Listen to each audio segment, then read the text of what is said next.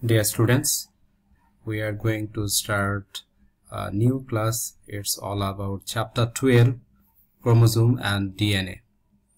তো তোমরা যারা ইংলিশ ভার্সনের দশম শ্রেণীর শিক্ষার্থী আছো ক্লাস 10 এর তোমাদেরকে বায়োলজি বিষয়টির তোমাদের এসএসসি 2026 ব্যাচের যে 7টি চ্যাপ্টার রয়েছে ধারাবাহিকভাবে এই 7টি চ্যাপ্টারের ভিডিওগুলো এই ইউটিউব চ্যানেলে দেওয়া হবে। তো আজ চ্যাপ্টার 12 এর একদম প্রথম থেকে chromosome and DNA. So at first we have to know what is heredity. তো heredity জিনিসটা কি? heredity হচ্ছে তো প্যারেন্টসদের যে ক্যারেক্টারিস্টিক গুলো আছে ট্রেটস, অর্থাৎ প্যারেন্টসদের ট্রেটস গুলো যখন তার অফস্প্রিং এ অর্থাৎ ছেলে মেয়েদের জেনারেশন টু জেনারেশন যে ট্রান্সফারটা হয় সেটাকেই বলা হচ্ছে হেরিডিটি। অর্থাৎ heredity materials will transfer from generation to generation. On the other hand, we can say that gene will transfer from generation to generation. Now, what are the hereditary materials of chromosome? So, what are the chromosome, gene, DNA, and RNA? Now, so what is chromosome? If I ask you a question, what is chromosome? So specially chromosome are thread-like structure in the nucleus. তাহলে chromosome হচ্ছে নিউক্লিয়াসের ভিতরে একটা thread-like structure. And specially chromosome is made up of DNA and protein. Chromosome হচ্ছে DNA এবং protein দ্বারা তৈরি, carry genetic information, অর্থাৎ ক্রোমোজোমের ভিতরে genetic information carry করবে. So you know that in human 46 chromosome, it's called 23 pairs. Among 23 pairs, 22 pairs are autosome and 1 pair is sex chromosome. So that's why human 46 chromosome, this is called diploid number of chromosome. Now move on to next slide. And chromatid, telomeres, and tightly coiled up with DNA and proteins.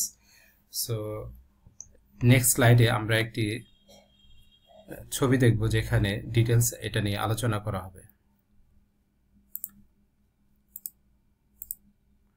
So what are the function of chromosome? The main function of chromosome is carry genes. You can note down it. Chromosome, the function of chromosome is carry genes.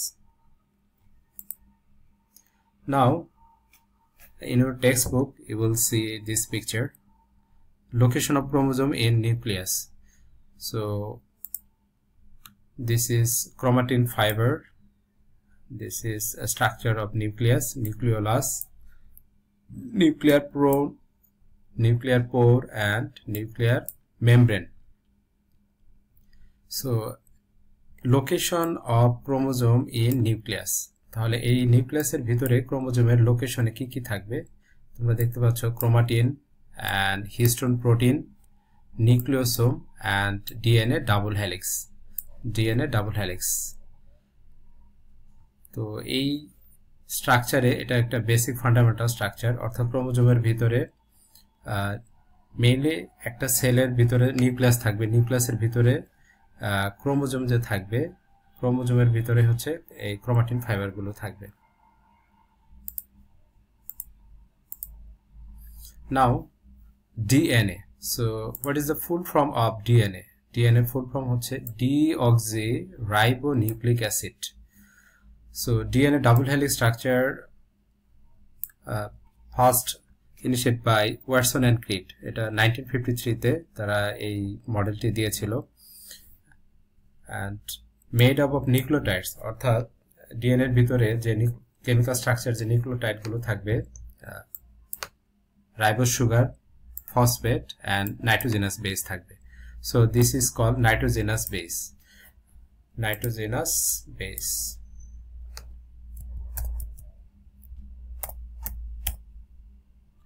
or you can say nitrogen base. So DNA এর ভিতরে 4টা nitrogen base থাকবে, A for adenine, T for guanine and C for cytosine. Now the function of DNA. So DNA এর main function হচ্ছে store genetic instruction, অর্থাৎ একটা genetic instruction DNA এর ভিতরে কোড করা থাকবে।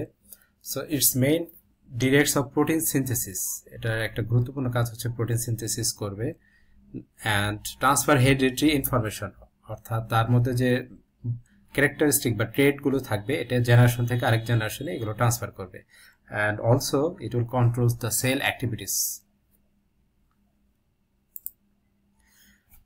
Now এখানে যে স্ট্রাকচারটি দেখা যাচ্ছে তোমাদের টেক্সট বইয়ের ভিতরে আছে, এই স্ট্রাকচারটি আমরা এখন টার্ন বাই টার্ন ডিসকাশন করব। সেটা হচ্ছে this is called physical structure of DNA.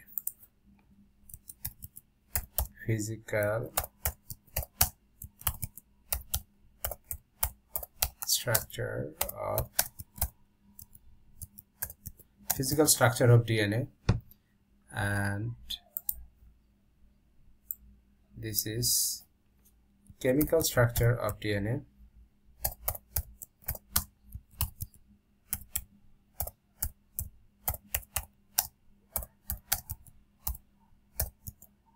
Chemical structure of DNA.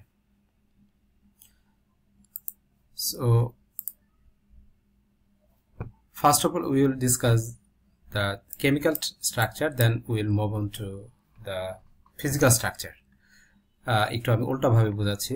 তো ডিএনএ এর যে ডাবল হেলিক্স মডেলটি আছে, এই মডেলের ভিতরে তোমরা এখানে দেখতে পাচ্ছ এখানে যে সুগার দেখা যাচ্ছে, this is call pentose sugar. তো পেন্টোজ সুগার হচ্ছে 5 কার্বন বিশিষ্ট একটা রাইবোজ সুগার, দ্যাটস ওয়াই আমরা বলি যে ডিঅক্সিরাইবোজ নিউক্লিক অ্যাসিড।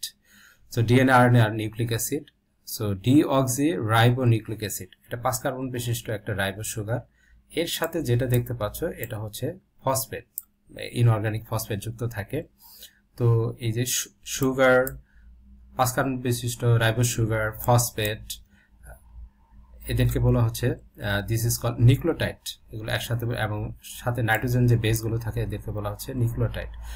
তো ডিএনএ তে 4টা নাইট্রোজেন বেস থাকবে, G for guanine, C for cytosine, T for thymine, A for adenine. তো এই যে সার্কেলগুলো যেগুলো আছে তার মধ্যে আমরা যদি দেখি যে কিছু, যেমন এডিনিনের সাথে যখন থাইমিনের বন্ড হবে এটা হচ্ছে হাইড্রোজেন বন্ড, এখানে এগুলো হচ্ছে হাইড্রোজেনের বন্ড এবং এখানে হচ্ছে ডাবল বন্ড আকারে যুক্ত থাকবে। তো এটা রিভার্স হতে পারে, উল্টা হতে পারে, অর্থাৎ এর সাথে টি থাকতে পারে। অন দি আদার হ্যান্ড যখন জি এর সাথে সি, দ্যাট মিনস গুয়ানিনের সাথে যখন সাইটোসিন যুক্ত থাকবে তখন এটা হবে 3টা হাইড্রোজেন বন্ড দ্বারা যুক্ত থাকবে, 3 হাইড্রোজেন বন্ড দ্বারা যুক্ত থাকবে।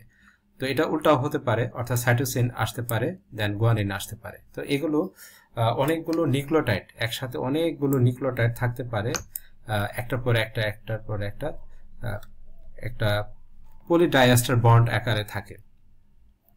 তো জাস্ট তোমাদের জন্য এই এতটুকু বেসিক স্ট্রাকচারটা জানলেই হবে যে তারা এটা কিভাবে এই চেইনগুলো করছে। তো তোমরা পরীক্ষায় এরকম হয়তো পুরোটা ড্রয়িং করতে কষ্ট হতে পারে, তোমরা চাইলে 3 থেকে 4টা এই নিউক্লিওটাইডের চেইন দেখিয়ে দিতে পারো এক্সামে। নাও আমরা এখানে একটা ফিজিক্যাল স্ট্রাকচার দেখব, যেটা হচ্ছে ডিএনএ স্ট্রাকচার অফ ডিএনএ বা ওয়াটসন ক্রিকে যে একটা মডেল দিয়েছিল। এই ফিগারটি তোমাদের টেক্সট বইয়ে নেই, কিন্তু এখানে এই ফিগারটিতে খুব ডিটেলস করে দেওয়া আছে। আমরা যদি এই ফিগারটি একটু দেখি, যে specially this is spiral shape আর ডাবল হেলিক্স মডেল আকারে দেওয়া আছে। তো এখানে জেনেটিক কোডগুলো কোড করা থাকবে, অর্থাৎ এডেনিন, গুয়ানিন, সাইটোসিন, থাইমিন, এই জেনেটিক কোডগুলো করা থাকবে। তো আমরা দেখি যে এর যে লেন্থটা দেওয়া আছে 34 অ্যাংস্ট্রম। তো 1 angstrom equal to 10 to the power minus 10, 10 to the power minus 10। তো এটা খুবই ছোট টাইনি পার্টিকেলস। তো এই ডিএনএ বেস পেয়ার 10টা বেস পেয়ার অর্থাৎ 10টা এখান থেকে শুরু করে এই একটা টুইস্ট একটা টার্ন নিতে যতটুকু হয়, তো 10টা বেস পেয়ার 10টা নিউক্লিওটাইড, এটার লেংথ হচ্ছে 34 অ্যাংস্ট্রম। তো যেহেতু এটা 10টা বেস পেয়ার থাকে, তাহলে এখানে একটা বেস পেয়ার অর্থাৎ টপ অ্যান্ড বটমে যে একটা বেস পেয়ার থাকছে, তাহলে আমরা যদি 34 কে 10 দ্বারা ডিভাইডেড করি তাহলে উইল গেট 3.4 অ্যাংস্ট্রম। তো এই 3.4 অ্যাংস্ট্রম হচ্ছে এখান থেকে যে এই নিউক্লিওটাইড প্লাস এই দুইটা নিউক্লিওটাইডের ভিতরে ডিসটেন্সটা 3.4 অ্যাংস্ট্রম। আর এখানে দুইটা স্ট্র্যান্ড থাকে, এটাকে লিডিং এবং ল্যাগিং স্ট্র্যান্ড বলে। এটা হচ্ছে 3 প্রাইম স্ট্র্যান্ড আর দিস ইজ 5 প্রাইম স্ট্র্যান্ড। তো এটার অপোজিটে, অর্থাৎ এটা যদি 3 প্রাইম হয় তাহলে এটা গিয়ে শেষ হবে 5 প্রাইমের সাথে, আর এটা যেহেতু 5 প্রাইম দিয়ে শুরু হয়েছে দেন এটা শেষ হবে 3 প্রাইমের সাথে, অপোজিট। আর এটার মুভমেন্টটা হবে clockwise direction, that means clockwise direction, clockwise direction হবে। এটা ক্লকওয়াইজ ডিরেকশন আকারে মুভমেন্ট করতে থাকবে। তো নিচের দিকে তোমরা যেটা দেখতে পাচ্ছ এখানে হচ্ছে 20 অ্যাংস্ট্রম, এটা এমসিকিউতে আসে।